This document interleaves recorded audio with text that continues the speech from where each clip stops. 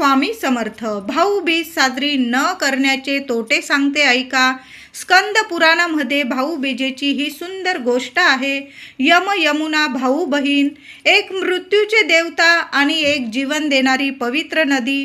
यमराज रोज आत्मा घेण्यासाठी पृथ्वीवर फिरायचे.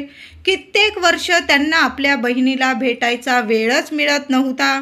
बहिणीला वाटलं माझा भाऊ जे काम करतो त्यामुळे त्याच्याशी लोक बोलतच नाही.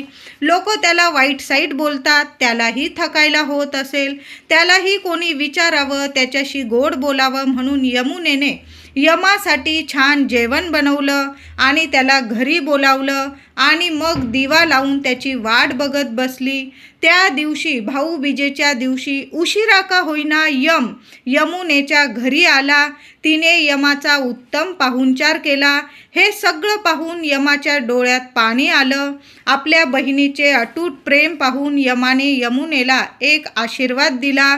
या दिवशी जो भाऊ आपल्या बहिणीकडे जाईल आणि ओवाळून घेईल त्याला मोठं दीर्घायुष्य लाभेल, त्याच्या सर्व इच्छा पूर्ण होतील. तेव्हापासून संपूर्ण पृथ्वी लोकावर भाऊबीज साजरी व्हायला लागली.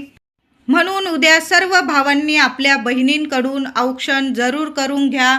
ओवाळून नक्की घ्या. जरा उशीर झाला तरीही चालेल, पण आपल्या बहिणीकडून औक्षण जरूर करून घ्या.